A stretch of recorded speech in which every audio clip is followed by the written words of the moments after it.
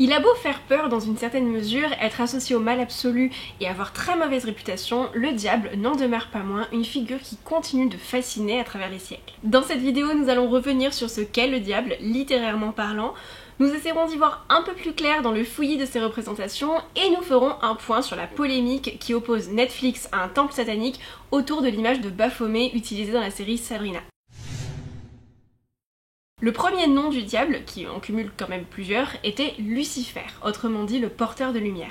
Personnage du folklore chrétien, Lucifer était un ange, un esprit pur créé par Dieu, mais il s'est rebellé, il a défié le Père, il s'est voulu son égal, et pour ça il a été déchu et précipité en enfer avec les autres anges qu'il avait suivis dans sa rébellion, et ils sont devenus le diable et les différents démons. D'un point de vue étymologique, le diable, c'est celui qui divise, qui coupe en deux, et sa première division, donc la plus significative, a été celle du royaume des cieux. Cette opposition, ce conflit dans lequel le personnage du diable se construit à rebours de Dieu, est intimement lié au chiffre 2 et à sa symbolique.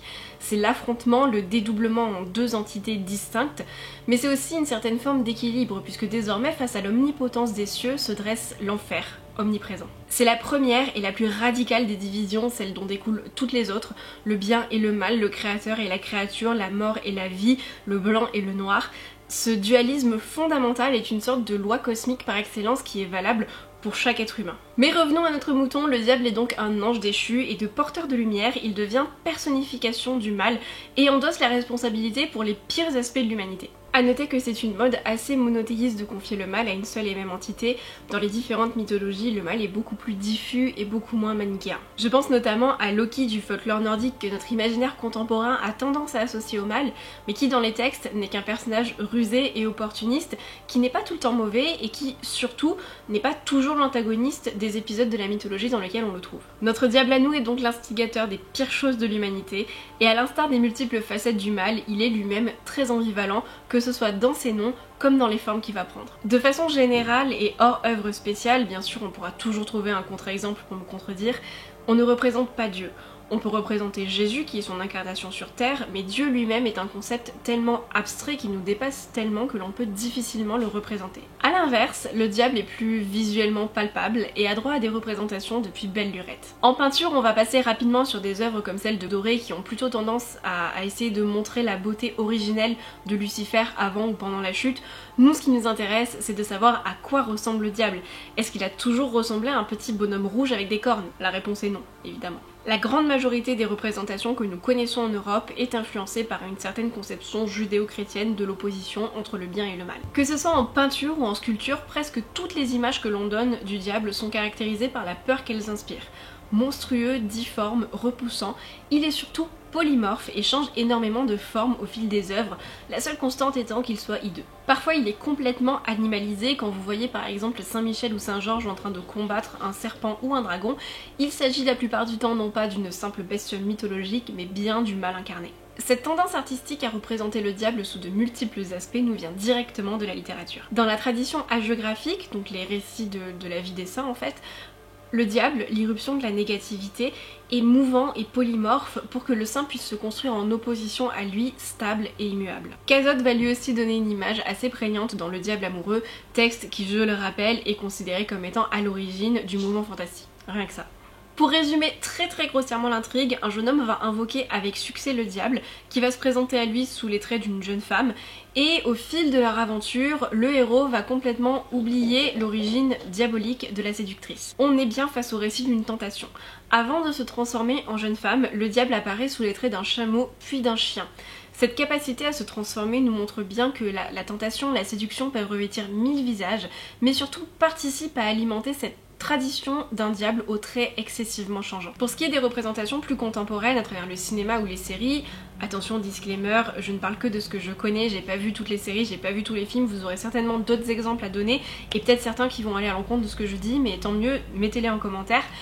J'ai quand même l'impression que le diable apparaît de façon moins frontale, on le voit souvent à travers des possessions de corps, donc de façon indirecte, mais quand il apparaît furtivement, il garde tout de même son aspect monstrueux. Je pense notamment à la série Lucifer où au-delà de son apparence humaine, quand on aperçoit son vrai visage, c'est un truc quand même un peu effrayant. Cette dichotomie apparaît aussi clairement dans la série Salem, que j'aime beaucoup en dépit d'une fin nulle à se taper la tête contre les murs, entre les incarnations physiques et les possessions de corps où le diable a du coup visage humain, et les fois où on l'aperçoit sous son aspect de démon couvert de sang et de boue. Une imagerie qui est aussi populaire est celle de l'être hybride qui oscille entre animal et humain, et généralement c'est la partie haute du corps qui est animalisée pour montrer que c'est bien la bestialité qui gouverne cet être-là. Et très souvent, l'animal impliqué est un bouc.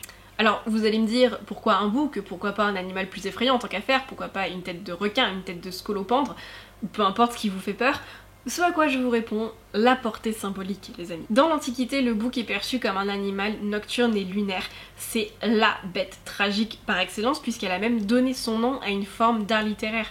Tragédie vient du grec tragos le bouc et oidé le chant, donc littéralement le chant du bouc. C'était à l'origine le chant avec lequel les Grecs accompagnaient le sacrifice du bouc lors des fêtes consacrées à Dionysos. Sa vertu sacrificielle apparaît aussi dans la Bible où le bouc du sacrifice sert à expier les péchés, les impuretés et la désobéissance. C'est pratique quand même un bouc. De par sa vivacité amoureuse, si vous voyez ce que je veux dire, le bouc est aussi associé au débordement sexuel et par un système de glissement et de symboles, il devient très vite l'image de la luxure. Animal impur, absorbé par son désir de procréer, on en fait peu à peu un signe d'abomination qui prendra toute sa force au Moyen-Âge. Le diable, dieu de la séduction au sens primaire du terme et de la luxure, est donc logiquement très vite représenté sous les traits d'un bouc. Ce Satan à tête de bouc tout droit sorti de l'imagerie chrétienne est selon Griot-Givry une combinaison entre le fun et le satire qui tend à devenir une synthèse de l'antidivinité, puisque je le rappelle, au Moyen-Âge, le faune est encore un fervent représentant du paganisme. D'ailleurs, pour bien marquer cette place un tant soit peu négative du bouc dans l'évangile selon saint Matthieu, on nous explique l'opposition entre le bien et le mal par un clivage gauche-droite, avec à droite les brebis guidées par Dieu et à gauche les boucs récalcitrants. N'y voyez rien de politique. S'il y a bien une représentation de diable à tête de bouc qui fait parler d'elle en ce moment, c'est bien celle que l'on aperçoit dans la série lancée par Netflix autour de Sabrina. Sans spoiler ceux qui ne l'auraient pas encore vu, quand l'héroïne se rend à l'académie de magie, la caméra nous montre à plusieurs reprises la statue centrale de cette école. Et pour ça, un temple satanique a attaqué Netflix en justice. Ouais. Quand j'ai entendu cette histoire, je l'ai trouvée très cocasse et ça m'a fait un peu rire. À vrai dire, je ne savais même pas qu'il y avait de vrais temples sataniques qui existaient encore, mais l'affaire est des plus sérieuses. Ce temple satanique, qui a statut de vraie religion, pratique le culte de Baphomet et a érigé une statue à son effigie à Détroit devant près de 700 adeptes. Et vous l'avez sans doute déduit, ce sont les traits de cette statue qui ont inspiré celle de la série Sabrina. Sauf que ce design appartient bien, en effet, pour ce que j'en ai compris, au temple satanique. Baphomet est traditionnellement représenté avec un corps féminin et une tête de chèvre, et c'est vraiment le temple satanique qui a créé ce Baphomet au corps de mâle. Ils ne sont donc pas très joyeux de s'être fait piquer leur travail et d'être en plus associés à une série qui, selon leur dire, les représente comme des êtres démoniaques, des cannibales et des tueurs.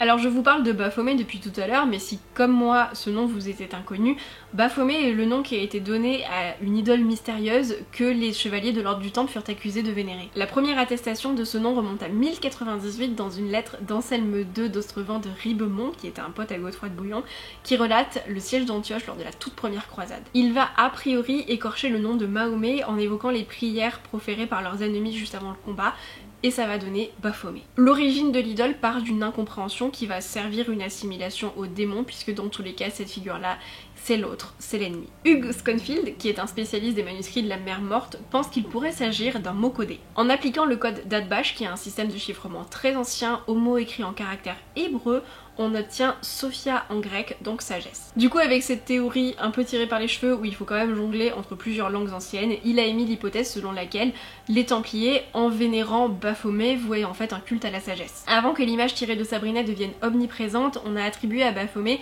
plusieurs visages inspirés par des représentations trouvées dans les églises. Dans le Pendule de Foucault par exemple, Umberto Eco évoque la présence d'un Baphomet sur le porche de l'église de Saint-Méry dans le 4e arrondissement de Paris. Il adopte des formes très diverses selon les témoignages recueillis pendant les procès des Templiers, On a cependant très peu de descriptions de son visage, certains diront qu'ils étaient trop loin pour pouvoir l'apercevoir, d'autres qu'il était trop hideux pour être décrit. Quoi qu'il en soit, cette figure un peu mystérieuse de Baphomet a inspiré les artistes et a considérablement gagné en popularité au 19e sous l'égide d'auteurs adeptes de l'occultisme et de l'hermétisme. De façon contemporaine, dans pas mal de films, de jeux de rôle ou de jeux vidéo, Baphomet incarne un boss démoniaque qu'il faut vaincre. Par exemple dans Donjons et Dragons, c'est un prince démon qui règne sur la 600e strate des abysses.